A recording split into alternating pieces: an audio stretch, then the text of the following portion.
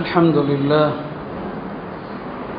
نحمده ونستعينه ونستغفره ونؤمن به ونتوكل عليه ونعوذ بالله من شرور أنفسنا ومن سيئات أعمالنا من يهد الله فلا مضل له ومن يضلل فلا هادي له أشهد أن لا إله إلا الله وحده لا شريك له وأشهد أن سيدنا ونبينا ومولانا محمدا عبده ورسوله أرسله ربه بالحق بشيرا ونذيرا وداعيا إلى الله بإذنه وسراجا منيرا صلى الله تعالى عليه وعلى آله وصحبه وبارك وسلم تسليما كثيرا أما بعد فأعوذ بالله من الشيطان الرجيم وأن المساجد لله فلا تدعوا مع الله أحدا وقال النبي صلى الله عليه وسلم المسجد بيت كل تقي وتكفل الله لمن كان المسجد بيته بالروح والرحمة والجواز على الصراط رضوان الله إلى الجنة أو كما قال صلى الله عليه وسلم அன்பிற்கினிய அல்லாஹ்வின் நல்லடியார்களே,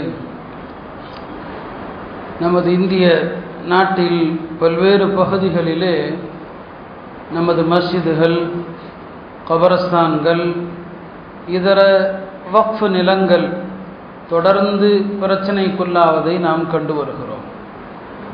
நேற்றைய தினம் மேட்டுப்பாளையத்திலிருந்து கூட ஒரு பதிவு வந்திருந்தது. ஒரு கபரஸ்தானில் அடக்கம் செய்வதை அருகில் உள்ள மாற்று மத அன்பர்கள் தடுத்ததை ஒரு பதிவாக போட்டிருந்தாங்க. தொடர்ந்து நம்முடைய சொத்துக்கள் எந்த நிலையை சந்திக்கிறது, நமது வழிபாட்டு தலங்கள், மஸ்ஜிதுகள் தொடர்ந்து கேள்விக்குறியாகிற ஒரு நிலையை நாம் பார்க்கிறோம். வட மாநிலத்தினுடைய சம்பல் என்கிற ஊருடைய ஒரு பல்லாண்டு கால பள்ளியினுடைய பிரச்சனையையும் தாங்கள் அறிவீர்கள். இந்தியா எந்த திசையில் போகிறது என்பதை நாம் இதற்கு மேலும் விவரிக்க வேண்டிய அவசியம் இல்லை. நம்முடைய நூற்றாண்டு கால அலட்சியம்தான் இதற்கான முழு காரணம். இந்தியா இந்த நிலைக்கு வரும் என்பதை எத்தனையோ அறிஞர்கள் சொன்னாங்க ஒரு காலத்தில்.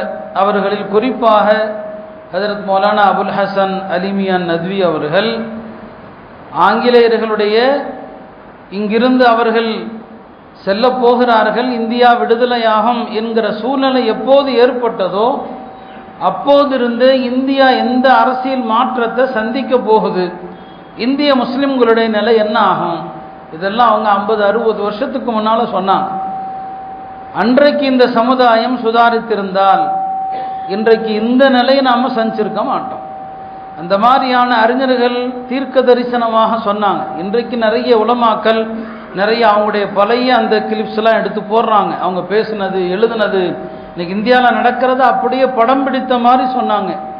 அல்லாஹ்வுடைய சில அடியார்கள் அவங்களுக்கு எதிர்காலத்தில் இப்படியெல்லாம் நடக்கும் என்று தெரியும் இல்லையா. அல்லாஹ் அவங்க மூலமாக சொல்ல வச்சான். அன்றைக்கு அதையெல்லாம் அலட்சியம், இதெல்லாம் நடக்குமா நடக்குமா நடக்குமா நடக்குமா. இப்பயும் அதானே, நானே பேசின எத்தனையோ விஷயத்தை என் காது படவே பேசியிருக்கிறாங்க. இதெல்லாம் சும்மா சொல்லிக்கிட்டு இருப்பாங்க இல்லையா. அல்லாஹ் பாதுகாக்கணும். தன்னுடைய வீட்டுக்கு ஆபத்து வருகிற வரைக்கும் முஸ்லீம் நம்பவே மாட்டான். நாளைக்கு உன் வீட்டில் வந்து நிற்பான், இதெல்லாம் இந்துக்கள் வீடு, முஸ்லீம்கள் ஆட்சி செய்த காலத்தில் அபகரிச்சாங்கன்னு வந்து நிற்பான். அன்னைக்கு தான் நம்ம ஆள் நம்புவான். அது வரைக்கும் இதெல்லாம் நடக்குமா நடக்குமா நடக்குமான்னு நடக்குமான்னு பேசிகிட்டே இருக்க வேண்டியதுதான். நடக்க ஆரம்பித்து எத்தனையோ விஷயங்கள் கைவிட்டு போயிடுச்சு, பல விஷயங்கள் கைவிட்டு செல்லவும் இருக்கிறது. இப்போ மௌலானா அலி மியான் நத்வி தான் இந்தியா என்ன ஆகுங்கிறத 50 வருஷத்துக்கு முன்னால் சொன்னாங்க. எல்லா முஸ்லிம்களுக்கும் சொன்னாங்க நாம் என்ன செய்யணும், எத்தகைய விழிப்புணர்வு வேண்டும் என்றெல்லாம் சொன்னாங்க. யாருமே எடுத்துக்கொள்ளலை. எல்லார் மேலேயும் தவறு தான். ஒட்டுமொத்த சமூகத்தின் மீதும் இந்த தவறு இருக்க தான் செய்கிறது. ஒரு ஜனநாயக நாடு, மதசார்பற்ற நாடு, நமக்கு ஆதரவான அரசு என்றெல்லாம் ஒரு கற்பனையில் மூழ்கி நாம் ஒரு நூற்றாண்டை வீணாக்கியதன் விளைவு தான் இன்றைக்கு இத்தகைய ஒரு சூழ்நிலை. நமக்கு பின்னால் நீதிமன்றங்கள் இல்லை, நீதித்துறையை நம்பலாமா இல்லை, உங்களுக்கு தெரியும் என்ன நடக்குதுன்னு சொல்லி. இப்படியான ஒரு நிலையில தான் இன்றைக்கு நாம் அடுத்தடுத்து பல பள்ளிகள் கேள்விக்குறியாகிற ஒரு நிலையை நாம் சந்திக்கிறோம். அருமையானவர்களே, சந்திரசூட்டுங்கிற ஒரு நீதிபதி அவர் பாபரி மஸ்ஜித் விஷயத்தில் வழங்கிய தீர்ப்புல பல விஷமத்தனங்களை அவர் கக்கியிருந்தார். அதில் ஒன்று தான், முஸ்லிம்களுக்கு பூமி எல்லாமே வழிபாட்டு தலம் தானே, உங்களுக்கு வழிபாட்டு தலங்கிறது ஒரு குறிப்பிட்ட கட்டடம் ஒன்றும் இல்லையே, எனவே நீங்கள் அதை விட்டு கொடுத்தா என்ன? இந்துக்களுக்கு அப்படி இல்லை, ஒரு குறிப்பிட்ட கோயில் தான் அவங்களுடைய வழிபாட்டு தலம்னு சொல்லி அவருடைய அந்த வார்த்தை ரொம்ப விஷமத்தனமானது. அதை ஒரு பார்ப்பன பத்திரிகையாளர் ஒரு பேட்டியில் சொல்கிறாரு, இந்துக்களுக்கு குறிப்பிட்ட அந்த ஆலயம் தான் வழிபாட்டு தலம், முஸ்லீம்களுக்கு அப்படி இல்லை, அவங்க எங்கனாலும் தொழலாம். இது பெருமானார் சொன்ன ஒரு ஹதீஸை என்ன நோக்கத்தில் சொல்லப்பட்டதோ அந்த நோக்கத்தை திசை திருப்பும் விதமாக, உங்களுக்கு தான் பூமியில் எங்கனாலும் தொழாமே, அந்த பேட்டியில் அவர் சொல்கிறார் அந்த பத்திரிகையாளர். முஸ்லீம்கள் நான் பார்த்துருக்கிறேன், ஒரு மாலில் போனால் அங்கே போய் தொழுவாங்க, ஒரு ஏர்போர்ட்டுக்கு போனால் அங்கே போய் தொழுவாங்க, பூமி எல்லாமே உங்களுக்கு தொழுகிற இடம் தானே, நீங்கள் எதுக்குப்பா மஸ்ஜிதுன்னு வச்சுருக்கீங்க, எல்லா மஸ்ஜிதையும் நாங்கள் இடித்து கோயில் கட்டிடுறோம், நீங்கள் எங்கனாலும் தொழுதுக்குங்க. எவ்வளோ தவறான ஒரு விளக்கம் இது. அவர் சொல்றாரு, முஸ்லீம்கள் பல ஊர்களில் சிட்டிகளில் ஜும்மா தொழுக ரோட்டில் தொழுது நீங்கள் பார்த்தது இல்லையா, வீதியில் தொழுது பார்த்தது இல்லையா, அப்போ உங்களுக்கு எல்லா இடமும் தொழக்கூடிய இடம் தானே, எல்லா இடத்தையும் தொழுகைக்கு வச்சுக்குங்க, நாங்கள் பள்ளிவாசலை பூரா இடித்து கோயிலாக்கிறோங்கிறார். எவ்வளோ பெரிய விஷமத்தனம், இதுக்கு மேலேயும் விஷமத்தனம் இருக்குதா இது? இந்த பூமி முழுவதும் மஸ்ஜிதுன்னு எந்த அர்த்தத்தில் சொன்னாங்க? ஒரு முஸ்லீம் ஒரு பயணத்தில் இருக்கிறாருன்னு சொன்னால், பயணத்தில் தொழுக நேரம் வந்துருச்சு, பள்ளிவாசல் இருந்து உள்ள போய் தான் தொழணுமா அப்படின்னா தேடிப்பாரு, பள்ளிவாசல் இல்லையா, எங்க தொழுக வந்துருச்சா அங்கனே விரிச்சு தொழுதுரு, இடம் சுத்தமாக இருந்தால் தொழுதுரு. அந்த அர்த்தத்தில் சொல்லப்பட்டதை பள்ளிவாசல் கட்ட சொல்லி பெருமானார் எத்தனை ஹதீஸில் வலியுறுத்தினாங்க. இஸ்லாத்தில் மஸ்ஜிதுகளுடைய முக்கியத்துவம் என்ன, பள்ளிவாசல் கட்டுவதனுடைய சிறப்பு என்ன? ஒரு பள்ளிக்கு ஒரு விளக்கு ஒருவர் வாங்கி போட்டால் 70,000 மலக்குகள் அவருக்காக பாவ மன்னிப்பு தேடுறாங்க.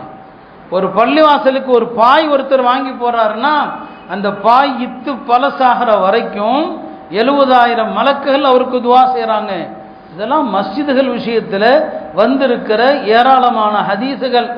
அப்போ பள்ளி கட்டுமாறு சொன்னாங்க, பள்ளியை சுத்தமாக வைக்குமாறு சொன்னாங்க, நறுமணமாக வைக்குமாறு சொன்னாங்க. இதெல்லாம் விட்டு போட்டு அவர்கள் இந்த ஹதீஸுக்கு எவ்வளவு தவறான பிழையான விளக்கம் சொல்லி மஸ்ஜிதுகளை இடித்து கோயில் கட்டுறோம், இப்படி ஒரு ஆபத்தான ஒரு விளக்கத்தை சொல்வதை பார்க்கிறோம். அருமையானவர்களே, மஸ்ஜிதுகள் ஆபத்துகளை சந்திப்பது இது முதல் முறை அல்ல, நாம் அதையும் தெரிந்து கொள்ளணும். இந்த மாதிரியான விஷயங்களில் நாம் தெரிந்து கொள்ள வேண்டிய சில முறைகளும் இருக்குது. இந்த மார்க்கத்திற்கு ஆபத்து, இறை இல்லங்களுக்கு ஆபத்து என்பது இன்று நேற்று அல்ல. அல்லாஹ்வுடைய புனித இல்லமான மஸ்ஜிதுகளுக்கெல்லாம் தாயாக விளங்கக்கூடிய மஸ்ஜிதுல் ஹராம், புனித மஸ்ஜிதுல் ஹராம், அதுவும் வரலாற்றில் பல கட்டங்களில் ஆபத்துக்குள்ளாகி தான் இருக்குது. அந்த மஸ்ஜிதுல் ஹராமையும் கராமித்தாங்கிற ஒரு கூட்டம் அவங்க கைப்பற்றினாங்க, மீசாபை அகற்றினாங்க, ஹஜர் அஸ்வதை எடுத்தாங்க, எல்லாம் நடந்துச்சு, மஸ்ஜிதுல் ஹராம்லேயே நடந்துச்சு. ஆனால் மக்கா ஒன்றும் அழிஞ்சு போகலையே, இன்றைக்கும் மக்கா இருக்கிறது, மக்காவுக்கு முஸ்லீம்கள் போகிறாங்க, அது கியாம நாள் வரைக்கும் நடக்கும். என்னைக்கு அல்லாஹ் இந்த உலகத்துக்கு அழிவை ஏற்படுத்தணும்னு நினைக்கிறானோ அன்றைக்கு காபா இடிக்கப்படும், இடிக்கப்பட்டால் உலகம் அழிந்துவிடும். அப்போ அது வரைக்கும் என்ன நடந்தாலும் சரி, சில காலங்கள் சில தீய சக்திகளுடைய கை ஓங்கலாம்.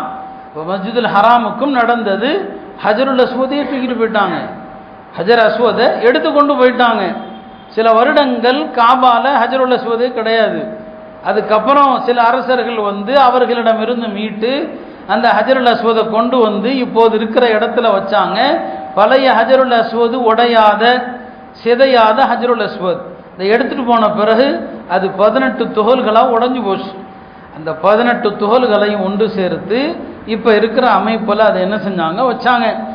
அருமையானவர்களே, வரலாற்றில் இப்படியெல்லாம் நடந்திருக்கிறது. மஸ்ஜிதுகளுக்கு அநீதி முஸ்லிம்களாலேயும் நடந்திருக்குது, முஸ்லீம் அல்லாதவர்களாலேயும் நடந்திருக்குது. முஸ்லிம்களை பொறுத்த வரைக்கும் எந்த ஒரு நாட்டை வெற்றி கொண்ட போதும் கூட பிற மதங்களுடைய ஆலயங்களை அவங்க கைவச்சதில்லை. மக்கா மதீனாவை தவிர்த்து உலகத்தில் வேற பகுதிகளில் கோயில்கள், சர்ச்சுகள் எதையுமே முஸ்லிம்கள் வந்து கை வைக்கக்கூடாது, அதான் சட்டம். எகிப்த முஸ்லிம்கள் ஆட்சி செய்த காலகட்டத்தில் சில ஆட்சியாளர்கள் இடையில என்ன பண்ணாங்க, சில சர்ச்சுகளை, கிறிஸ்தவ ஆலயங்களை இடிச்சிட்டாங்க. அந்த நேரத்தில் இருந்த இமாம் லைஸ் இப்னு சஅத் இமாம் அப்துல்லாஹ் இப்னு லஹியா அவங்க சொன்னாங்க, இந்த ஆலயங்களை திருப்பி கட்டணும்னு சொன்னாங்க, இந்த கிறிஸ்தவ ஆலயங்களை திருப்பி கட்டணும்னு சொன்னாங்க. அதை இடிக்க நமக்கு அனுமதி இல்லை, நாம் அதை திருப்பி கட்டி கொடுக்க வேண்டும் என்று சொன்னாங்க. கட்டி கொடுக்கப்பட்டது. உமர் இப்னு அப்துல் அசீதுடைய ஆட்சி காலத்தில் ஒரு கிறிஸ்தவ தேவாலயத்தை முஸ்லிம்கள் சிலர் அபகரித்து இடித்த நேரத்தில் உமர் இப்னு அப்துல் அசீஸ் ரஹ்மத்துல்லாஹி அலைஹி அதை கட்டி கொடுத்தாங்க. இதுதான் இஸ்லாமிய சட்டம். இஸ்லாமிய நாட்டில் முஸ்லிம் அல்லாதவர்களுடைய வழிபாட்டு தலத்தில் யாராவது ஒரு முஸ்லிம் அதை அசிங்கப்படுத்தினார், இப்போ நடக்குதா இல்லையா, சில இந்துத்துவாதிகள் பள்ளிவாசலில் வந்து என்ன செய்யறது, சிறுநீர் கழிக்கிறது. இது மாதிரி ஒரு கோயிலில் ஒரு சர்ச்சில் ஒரு முஸ்லீம் பண்ணிட்டான்னு சொன்னால் இஸ்லாமிய சட்டப்படி அந்த ஆலயங்களை அவமதிப்புக்குள்ளாக்கிய அந்த முஸ்லீம் தண்டிக்கப்பட வேண்டும். ஒரு கோயிலில் போய் ஒரு முஸ்லீம் அசிங்கப்படுத்திட்டான்னு வைங்க, இஸ்லாமிய சட்டம் சொல்லுது அவனை வந்து என்ன செய்யணும், தண்டிக்கணும்னு சொல்லுது. ஏன்னா அடுத்தவர்களுடைய மத வழிபாட்டு உரிமைகளை கேவலப்படுத்தக்கூடாது. நம்முடைய மார்க்கம் சத்தியம், அவனுக்கு எடுத்து சொல்லலாம், அவனுக்கு விளக்கலாம், நம்ம மார்க்கத்தினுடைய நியாயங்களை சொல்லலாமே தவிர அவனுடைய உணர்வுகளை அவனுடைய அடையாளங்களை கேவலப்படுத்துவது நம்முடைய மார்க்கத்தில் அறவே கிடையாது. கோயிலை கேவலப்படுத்தினால் அவனுக்கும் தண்டனை இருக்குது. இப்படி தான் முஸ்லிம்கள் எல்லா காலத்திலையும் நடந்தாங்க. உமர் ரலியல்லாஹு அன்ஹு அவர்கள் மதீனத்துல் குதுஸ் என்று அழைக்கப்படுகிற ஜெருசலம், யூதர்கள் அதை ஜெருசலம் சொல்லுவாங்க, முஸ்லிம்கள் அதை குதுஸ்ன்னு சொல்லுவாங்க. அந்த மதீனத்துல் குதுஸை வெற்றி கொண்ட நேரத்தில் யூத கிறிஸ்தவர்களுடைய எல்லா ஆலயங்களையும் அப்படியே விட்டு வச்சாங்க. ஒரு ஆலயத்தை கூட கைவிக்கலை, எல்லாம் அப்படியே இருக்குது. மரியம் அலைஹிஸ்ஸலாமுடைய வழிபாட்டு தலத்திலிருந்து இன்னைக்கும் ஜெருசலம் போனால் அதையெல்லாம் பார்க்கலாம். கிறிஸ்தவர்கள் வர்றாங்க, மரியம் அலைஹிஸ்ஸலாம் வழிபட்ட இடத்தை அவங்களும் பார்க்குறாங்க. எல்லாருக்கான வழிபாட்டு தலமும் அப்படி தான் இருந்துச்சு, எதையுமே இடிக்கலை. இதான் முஸ்லிம்கள் எல்லா காலத்திலையும் நடந்த முறை. ஆனால் அதே நேரத்தில் முஸ்லீம் அல்லாதவர்கள், அது கிறிஸ்தவர்களானாலும் சரி வேறு எவரானாலும் சரி, ஒரு நாட்டை கைப்பற்றினால் முதல்ல அவர்கள் இடிப்பது மஸ்ஜிதுகளை தான் இடிக்கிறது. ரஷ்யாவில் கம்யூனிஸ்டுகள் அதைத்தான் பண்ணினாங்க. ரஷ்யா கம்யூனிஸ்ட் தலைவர்களில் ஒருவரான ஸ்டாலின் ஆட்சியில் 2000 பள்ளிகள் இடிக்கப்பட்டுச்சு. இன்னைக்கு அல்ஹம்துலில்லாஹ் அங்கெல்லாம் நிறைய பள்ளிகள், கம்யூனிசம் என்னைக்கு உடைஞ்சதோ, இஸ்லாமிய நாடுகள் திரும்ப வந்ததோ எல்லா இடங்களிலும் அந்த பள்ளியை கட்டினாங்க. இப்போ ரஷ்யாவுடைய அந்த கம்யூனிச ஆட்சியில், இரும்புத்திரை ஆட்சியில் பள்ளியை மியூசியங்களாக மாற்றினாங்க, பள்ளியை மதுக்கூடங்களாக மாற்றினாங்க, பள்ளிவாசலை தொழிற்சாலைகளாக மாற்றினாங்க, சில பள்ளிகளை திட்டமிட்டு டாய்லெட்டுகளாக மாற்றினாங்க. இதெல்லாம் கம்யூனிசம் செஞ்சது தான். கம்யூனிஸ்டுகள் நமக்கு ஒன்றும் ஆதரவானவர்கள் அல்ல. இங்கே உள்ள கம்யூனிஸ்டுகள் நமக்கு ஆதரவாக தெரியும். ஏன்னா அவர்களும் இஸ்லாத்துக்கு விரோதிகள் தான். அவங்க ரஷ்யாவில் அவங்க பண்ண அட்டூழியத்துக்கு முன்னால் இங்கே இந்துத்துவாதிகள் பண்ணுகிற அட்டூழியம் கம்மி தான். அவ்வளவு அட்டியாயங்களை செஞ்சாங்க. அதனால் அங்கே ஒன்றும் இஸ்லாம் அழிஞ்சிடலை. இன்றைக்கி அந்த நாடுகளில் செழிப்பாக முஸ்லீம்கள் இன்றைக்கு இருக்கிறாங்க. அப்போ ரஷ்யாவில் இந்த பிரச்சனை இருந்துச்சு, பள்ளிவாசல்கள் தான். எதிரிகளுடைய கண்ணை உறுத்துறது பூரா இந்த மஸ்ஜிது தான். அதே மாதிரி தான் யூதர்களும் கூட அவர்கள் இஸ்ரேலுங்கிற நாட்டை உருவாக்கின பிறகு இஸ்லாமிய அடையாள சின்னங்கள் ஒன்று கூட இருக்கக்கூடாது. அதில் முக்கியமாக அவர்களுடைய கனவு என்ன, அக்ஸா இருக்கிற அந்த இடம், அந்த இடத்தை என்ன செய்யணும், இடித்து விட்டு கோயில் கட்டணும், கிறிஸ்தவ கோயில் என்று அவங்க யூத கோயில் கட்டணும்னு சொல்லி. அதனால் தொடர்ந்து என்ன பண்ணுவாங்கன்னு சொன்னால், திடீர்னு ஏதாவது ஒரு பகுதியில் தீக்கிரையாக்கிடுவாங்க. 1969 அக்ஸாவில் பெரிய தீ விபத்து ஏற்பட்டது. இப்போயும் நீங்கள் பார்க்கலாம், அக்ஸா போகிறவங்களுக்கு தெரியும், பல இடங்கள் பார்த்தீங்கன்னு சொன்னால் கருநிறத்தில் இருக்கும். அதெல்லாம் எதனால் அப்படிங்கிறது நமக்கு தெரியாது. வரலாற்றை பார்த்தோன்னு சொன்னால் பல முறை யூதர்கள் தீ வச்சிருக்கிறாங்க. அதை எப்படியாவது இடித்து தரமட்டமாக்கணும்னு சொல்லி பல முறை தீ வச்சாங்க. இன்றைக்கும் அதை இடிப்பதற்கான எல்லா வேலையும் செஞ்சிட்டு இருக்கிறாங்க. இடையில ஒரு காலகட்டத்தில் அவர்கள் அக்ஸாவுடைய கீழ்ப்பகுதியில் சுரங்கம் தோண்டினாங்க.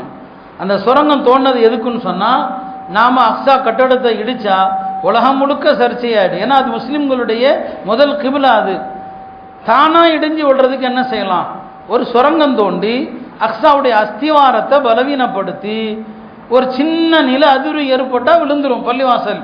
அதையும் செஞ்சாங்க. அதை சில முஸ்லீம் இன்ஜினியர்கள் கண்டுபிடிச்சிட்டாங்க. இதெல்லாம் நாங்கள் ஜியாராவுக்கு போன நேரத்தில் எங்களுக்கு வழிகாட்டியாக வந்தவர் சொன்னார். அந்த சுரங்கத்தை கூட காட்டினார். யூதர்கள் தோண்டி கொண்டு இருந்த எந்த வழியாக தோண்டினாங்கன்னு காட்டினார். இப்போ சொன்னாங்க, இந்த சில முஸ்லீம் இன்ஜினியர்கள் கண்டுபிடித்து யூதர்கள் இப்படி ஒரு சுரங்கம் தோன்றாங்க, அவங்களுடைய திட்டம் என்ன, அந்த சுரங்க குழியை தோண்டி உள்ள பூரா தண்ணீரை நிரப்பி அக்ஸாவுடைய அஸ்திவாரம் தன்னை போல சிதைந்து கீழே விழுந்துடணும்னு சொல்லி, அப்புறம் அது கண்டுபிடிக்கப்பட்டு பெரிய சர்ச்சையாகி அதில் பல போராட்டங்கள் நடந்து இப்போ தற்காலிகமாக அது நிறுத்தி வைக்கப்பட்டிருக்குது. இல்லை அவன் அண்டர் கிரவுண்ட் வேலை செய்கிறானாங்கிறதும் தெரியாது. இப்போ அக்ஸாவை இடிக்கணும், அதான் அவனுடைய குறிக்கோள். அந்த அக்ஸாவை இடிப்பதற்கு யூதர்கள் வகுத்த திட்டத்தை அடிப்படையாக வச்சு தான் யூதர்களுக்கும் ஆர்எஸ்எஸுக்கும் பெரிய லிங்க் இருக்குது. அந்த திட்டத்தை வச்சு தான் இங்கே பாபரி மஸ்ஜிதை அவர்கள் அந்த திட்டம் போட்டு தான் இடித்தாங்க. அதே பிளான் பண்ணி இடித்தாங்க. ரெண்டு பேருக்குமான அரசியல் திட்டம் கிட்டத்தட்ட ஒன்று தான். என்ன, இவர்கள் இடித்து கோயிலும் கட்டிட்டாங்க, அங்கே அது உலக பிரச்சனை ஆகிடும், அதில் ஏற்படுகிற அழுத்தங்கள் அதிகம் என்பதனால அவங்க வெயிட் பண்ணிட்டு இருக்கிறாங்க. ஏன்னா யூதர்கள் அவன் ஒரு காலண்டர் வச்சிருக்கிறான், யூத மத காலண்டர், யூத மத காலண்டர் ஒன்று வச்சிருக்கிறான். அந்த காலண்டர் படி இப்போ 5777வது வருஷம் தஜ்ஜால் எப்போ வருவான் அப்படிங்கிறட்ட அவங்கள்ட்ட ஒரு கணிப்பு இருக்குது யூதர்கள்ட்ட. யூதர்கள் தஜ்ஜால மசீஹான்னு சொல்கிறாங்க, நாம் மசீஹுத் தஜ்ஜாலுங்கிறோம் இல்லையா, அவனுடைய ஹிப்ரு மொழியில் மசீஹா. அந்த மசீஹாவை அவன் பெரிய தலைவராக எதிர்பார்த்து காத்துட்டு இருக்கிறான்.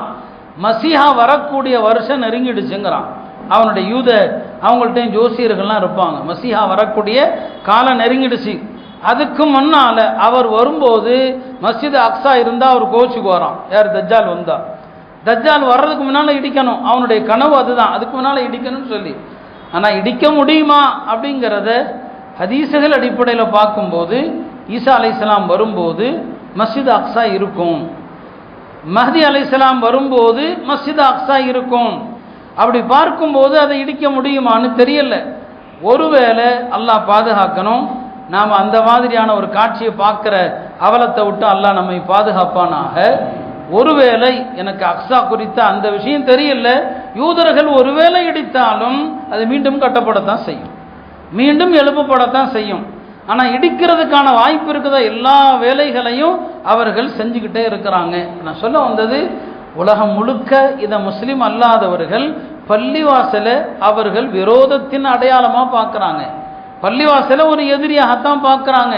இத்தனைக்கு நாம் பள்ளிவாசலுக்குள்ளே எல்லாரையும் வரவழைக்கிறோம், யாரும் பள்ளிக்குள் வரக்கூடாதுலாம் சட்டம் இல்லை.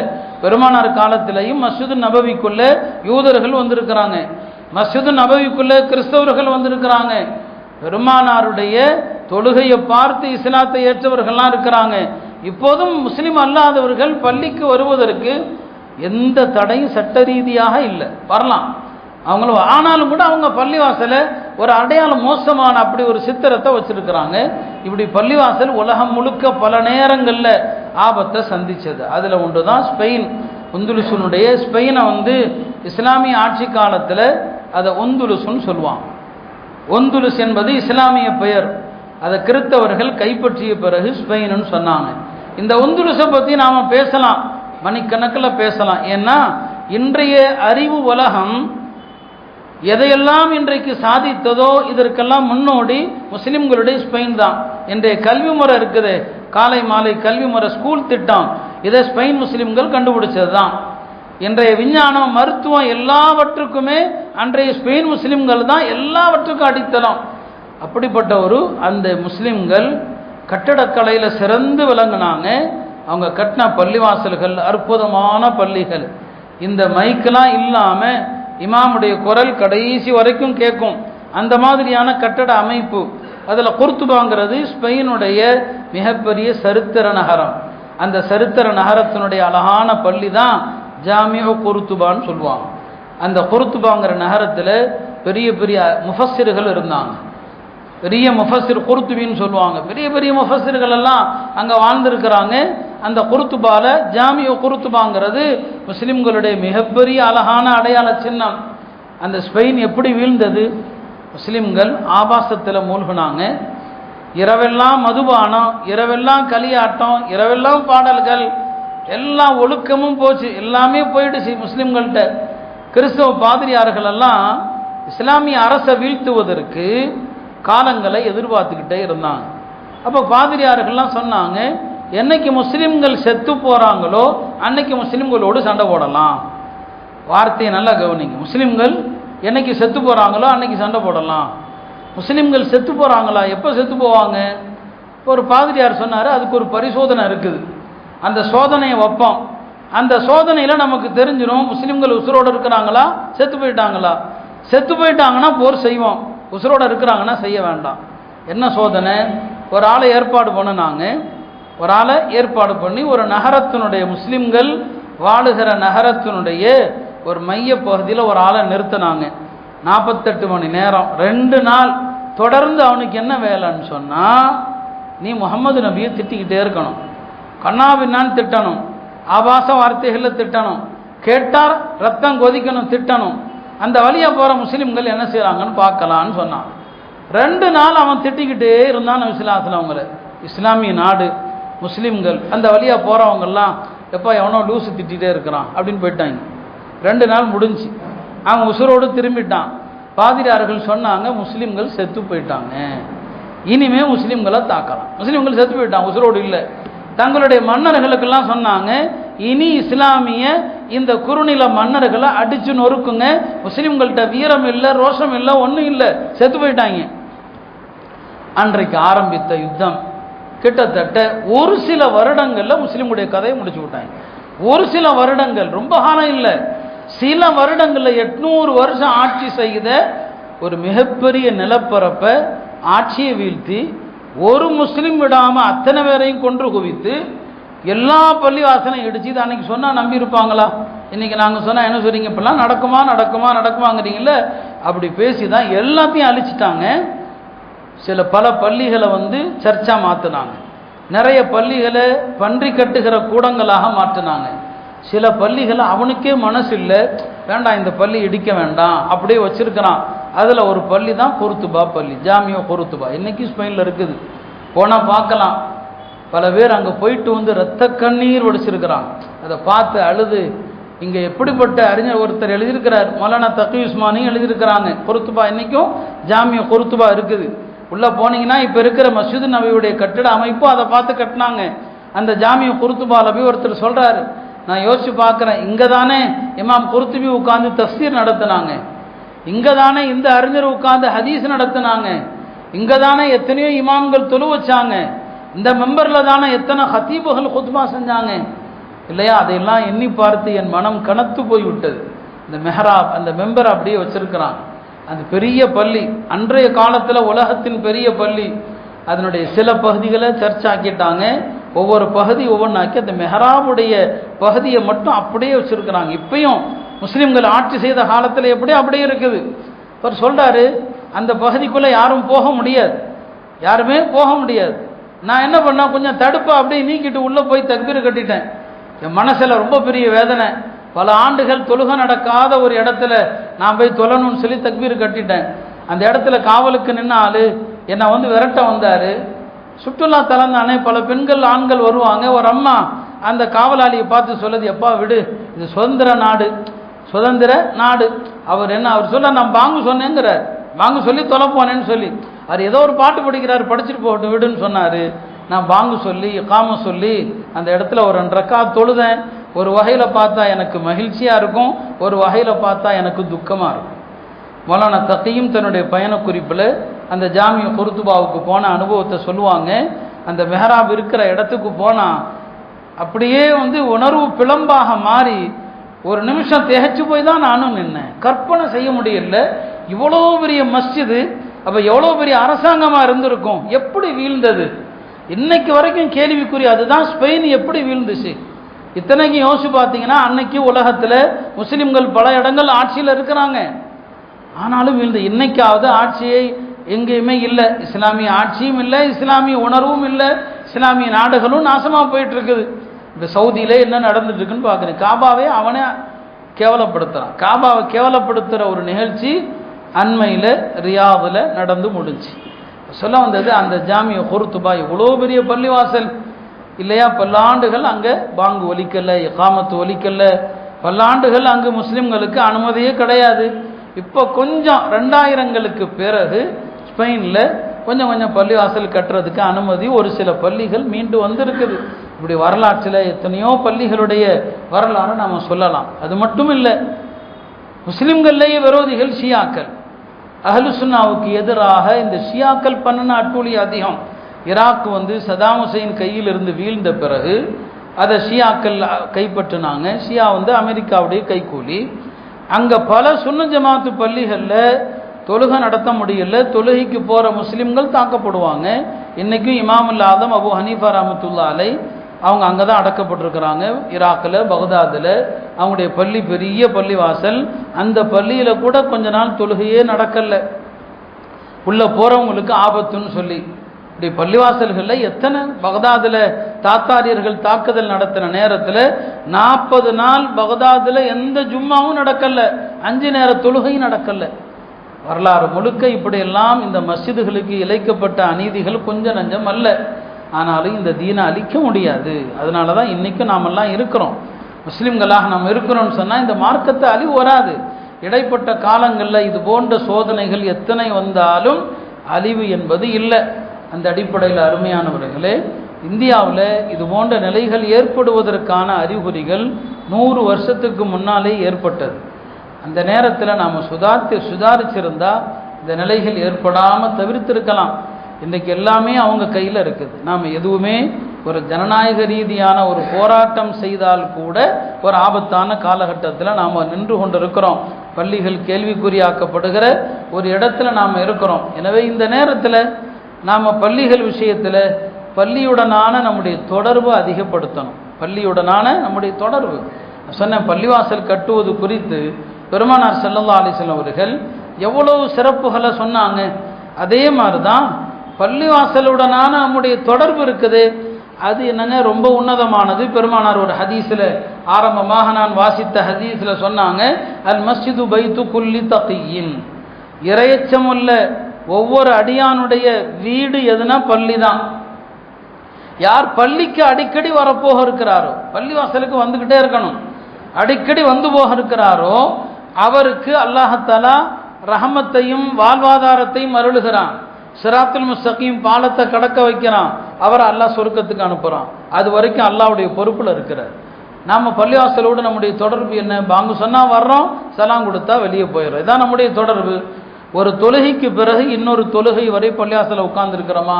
இப்போ அசர் தொழுதுட்டா மகரிப் வரைக்கும் ஒரு 1.5 மணி நேரம் இருக்கலாம். பள்ளிவாசலில் இருந்தால் என்ன? நீங்கள் ஒரு தொழுகைக்கு பிறகு பள்ளிவாசலில் உட்கார்ந்தா மலக்குமார்கள் துவா செஞ்சுக்கிட்டே இருப்பாங்க. அல்லாஹும்ம ஃபிர் லஹு, அல்லாஹும்ம அர்ஹம்ஹு, அல்லாஹும்ம ஸல்லி அலைஹி. 5 நேர தொழுகையில் ஏதாவது ஒரு வக்தை எடுத்துக்குங்க. ஒரு தொழுகை முடிஞ்சால் அடுத்த நேர தொழுகை வரைக்கும் பள்ளிவாசலில் உட்கார்ந்துருக்கிறது. இது அசர்ல இருந்து மகரிப் வரைக்கும் சாத்தியம். இன்றைக்கி மகரிபுக்கும் இஷாவுக்கும் இடைப்பட்ட நேரம் கம்மி தான். மகரிப் தொழுதுட்டா இஷா வரைக்கும் உட்காரலாம்.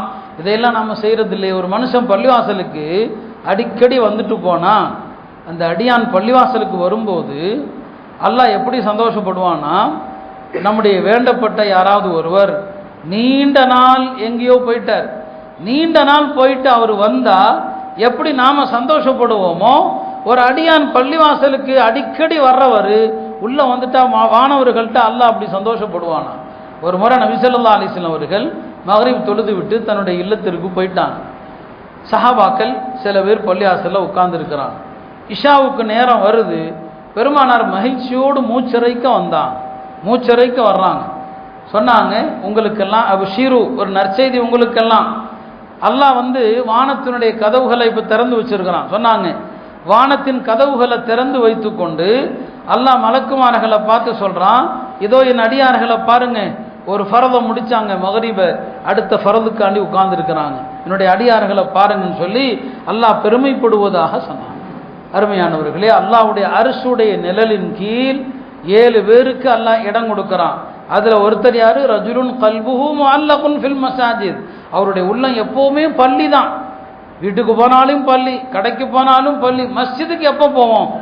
நம்முடைய உறவு மஸ்ஜிதோடு நெருக்கமாகணும். இன்ஷா அல்லாஹ் அப்படி நடந்துச்சுன்னு சொன்னால் எதிரிகளுடைய உள்ளத்தில் அல்லாஹ் பயத்தை போடுவான். இனி போராட்டங்கள், வால் போஸ்டர்கள் அதெல்லாம் பெரிய பிரயோஜனத்தை தராது. ஒரு ஊரில் இருக்கிற அத்தனை பேரும் பள்ளி பள்ளி பள்ளின்னு சொல்லி அல்லாஹ்வுடைய வீட்டை நாம் அழுத்தமாக பிடித்தா யார் என்ன செய்ய முடியும்? ஒன்றுமே செய்ய முடியாது. அத்தகைய ஒரு சூழ்நிலையில் இருக்கிறோம். அதனால் அருமையானவர்களே, நாம் இந்த நெருக்கடியான காலகட்டத்தில் நம்முடைய அமல்களை சீராக்கினால் அல்லாஹ் இந்த சூழ்நிலைகளை சீராக்குவான். இந்த நெருக்கடியான காலகட்டத்தில் நாம் நம்முடைய தீனை சரியாக்கினா அல்லாஹ் துனியாவை சரியாக்குவான். இந்த நெருக்கடியான காலகட்டத்தில் நாம் அல்லாஹ்வுடனான உறவை சரியாக்கினால் அல்லாஹ் படைப்புகளுடனான உறவை சரியாக்குவான். நபி ஸல்லல்லாஹு அலைஹி வஸல்லம் வந்தாங்க. நபி ஸல்லல்லாஹு அலைஹி வஸல்லம் அவங்கள்ட்ட ஒரு நாள் ஜிப்ரீல் வந்தாங்க. சொன்னாங்க, பெருமானாரிடத்தில் ஒரு செய்தியை சொன்னான். அது என்ன அப்படின்னு சொன்னால், நபி ஸல்லல்லாஹு அலைஹி வஸல்லம் அவங்கள்ட்ட, யா ரசூலல்லாஹ், உலகத்தில் வாழக்கூடிய முஸ்லீம்களில் யாரையாவது ஒருவரை அல்லாஹ் நேசிச்சான்னு சொன்னால் அல்லாஹ் ஜிப்ரீல் அலைஹிஸ்ஸலாமை கூப்பிட்டு, நான் இந்த அடியானை நேசிக்கிறேன் அப்படின்னு அல்லாஹ் சொல்லுவான். ஜிப்ரீல் அலைஹிஸ்ஸலாம் வானவர்கள்ட்ட போய் சொல்லுவாங்களாம், இந்த அடியானை அல்லாஹ் நேசிக்கிறான், நீங்களும் அவரை நேசியுங்கள். எல்லா மலக்குகளும் அவரை நேசிப்பாங்க. அப்புறம் அல்லாஹ் சொல்லுவான், பூமியில் உள்ள எல்லா மக்களுடைய உள்ளத்திலேயும் இந்த அடியானுடைய நேசத்தை நீங்கள் போட்டுருங்க, எல்லாரும் அவரை நேசிப்பாங்க. அதே மாதிரி தான் இன்றைக்கு நாம் அல்லாஹ்வுடனான எல்லா விஷயத்தையும் சரி செஞ்சால் இன்றைக்கு நம்மை கடுமையாக வெறுக்கிற இந்த ஆர்எஸ்எஸ்காரர்கள் உள்ளத்தில் கூட அல்லாஹ் நம்முடைய பிரியத்தை போட்டுருவான். ஆனால் இன்றைக்கு நம்முடைய நடைமுறை அப்படி இல்லை. இஸ்லாமிய நாடுகளுடைய நிலை, சவுதியில் அண்மையில் நடந்ததை எண்ணி உலகத்தில் உள்ள எல்லா அறிஞர்களும் வேதனைப்படுறாங்க, ரத்த கண்ணீர் வடிக்கிறாங்க. காபாவுடைய ஒரு தோற்றத்தை வைத்து அதில் நிர்வாணமாக அழகிகள் நடனமாடுவதை போன்ற ஒரு விஷயத்தை இப்போ பள்ளிவாசலை யாராவது ஆர்எஸ்எஸ்கார அசிங்கப்படுத்தினா வேதனைப்படுறோம், அதுக்காக கொதிக்கிறோம். ஒரு இஸ்லாமிய நாடு, ஹரமைன் இருக்கக்கூடிய ஒரு பூமி, அந்த பூமியில் இந்த அவலை நடக்குதுன்னு சொன்னால் அப்போ அங்கே கேட்கப்படுகிற துவா எங்கே கபூல் ஆகும்? காபால காபாவுடைய இமாம் கேட்குற அந்த துவாக்கள் எப்படி ஏற்றுக்கொள்ளப்படும்? அந்த நாட்டில் இவ்வளோ பெரிய தீமை நடக்குது, காபா அவமானப்படுத்தப்படுது, எப்படி அல்லாஹ்வுடைய உதவி வரும்? இதுதான் ஸ்பெயினில் நடந்துச்சு. இந்த ஆபாசங்கள், இந்த அருவருக்கத்தக்க செயல்நாளுகளை தான் ஒட்டுமொத்தமாக ஒரு முஸ்லீம் இல்லாமல் அழிக்கப்பட்டாங்க. எனவே இந்தியாவை பொறுத்த வரைக்கும் நல்லோர்கள் சாலிஹீன்கள் வாழ்ந்த மண் இது. நீங்கள் பார்த்துருப்பீங்க, ஹாஜா மொய்னுத்தீன் சிஸ்தி ரஹமத்துல்லாஹி அலைஹி அவங்க லட்சக்கணக்கான மக்களை அவங்க ஹிதாயத்தினங்க அவங்க மூலமாக பெற்றாங்க இல்லையா? அவங்களுடைய அந்த மக்பராவிற்கு காஃபிர்களும் கூட வருவாங்க. அவங்க எங்களுக்கு நல்லா ஆயிடுச்சுன்னு சொல்லுவாங்க. காஃபிர்களும் காணிக்க செலுத்துவாங்க. இன்னைக்கு அந்த மஸார், அவர்கள் அடக்கப்பட்டிருக்கிற அந்த மஸாரையும் கூட இன்னைக்கு ஆபத்து வருது. அதையும் இந்து கோயில் இருந்த இடம்னு சொல்றாங்க. இப்படி இன்னும் எந்தெந்த இடங்களை சொல்ல போறாங்களோ தெரியல. எல்லா இடங்களுக்கும் ஆபத்தான ஒரு சூழ்நிலை. என்ன சொல்வது, என்ன தீர்வுன்னு தெரியாம தான் முழிக்கிறோம். ஏன்னா நம்முடைய பெரியவர்களும் அமைதியாகத்தான் இருக்கிறாங்க.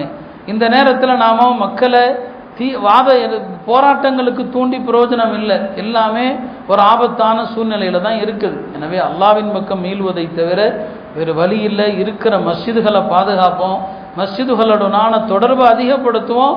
அல்லாஹ் எல்லா வகையிலும் உதவி செய்வான். இன்னும் அதிகமான மஸ்ஜிதுகளை நாம கட்டுவோம்.